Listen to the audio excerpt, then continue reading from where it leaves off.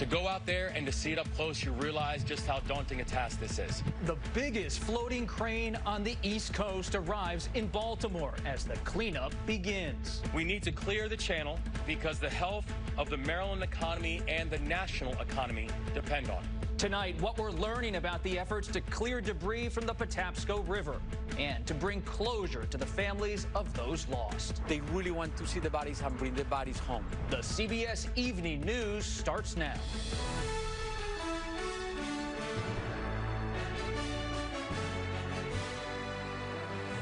Good evening, and thank you for joining us. I'm Robert Costa in for Nora. We begin tonight with the massive and dangerous cleanup operation underway in Baltimore. There is a long road ahead to remove the wreckage of the Francis Scott Key Bridge and that cargo ship, which is nearly as long as the Chrysler Building is tall. And one of the priorities, recover the victims to give closure to the families. Now, one of the largest crane barges in the U.S. has arrived at the site.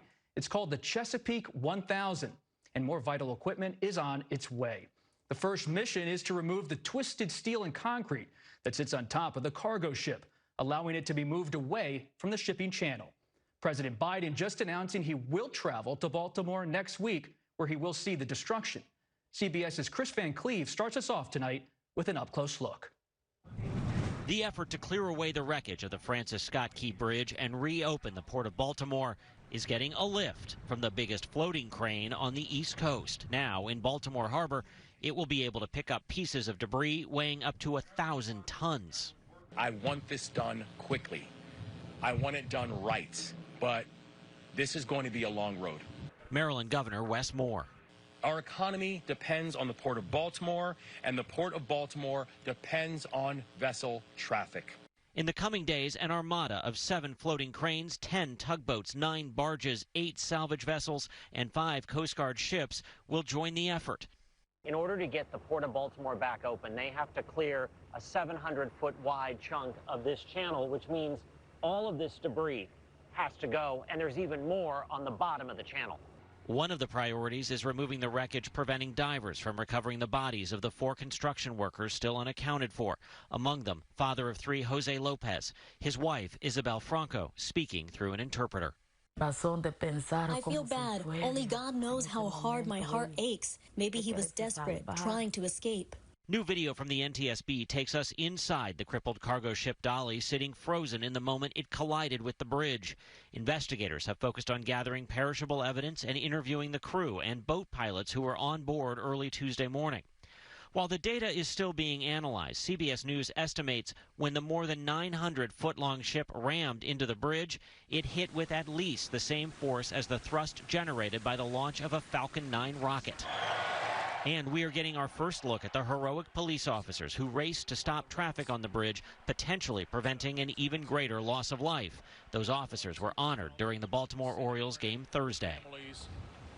We don't know when the work will begin, how long it will take, or how long it will take to rebuild the bridge. We also don't know how much it will all cost. A group of Maryland lawmakers are working on a measure that would offer payroll support to the 8,000 port workers whose jobs are in limbo. Robert? Chris Van Cleve covering this story for us since the beginning. Thank you.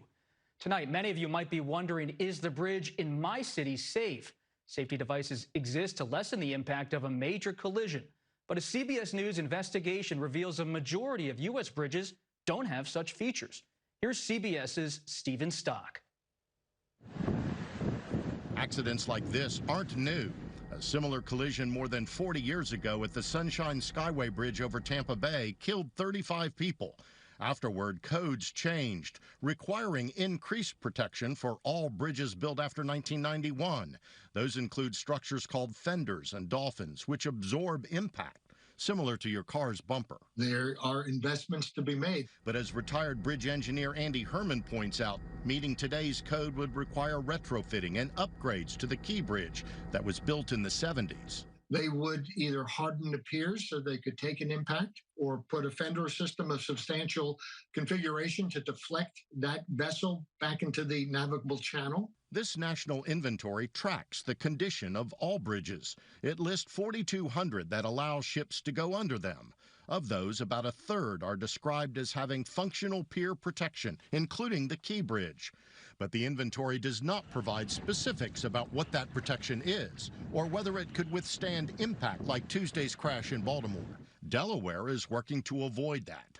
The state is spending $95 million installing up-to-date protections on the Delaware Memorial Bridge. If a ship would happen to lose control or lose steering or whatever and veer towards one of our tower structures, these new Dolphin cells will protect our tower structures. It's what I would call our insurance policy. That insurance policy with new reinforced structures might have made Tuesday's crash less catastrophic. The changes to the Delaware Memorial Bridge are meant to withstand a collision with a ship heavier and moving faster than the Dolly when it hit the Key Bridge.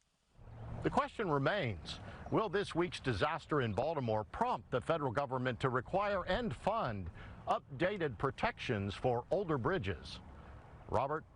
We shall see. Stephen Stock, thanks.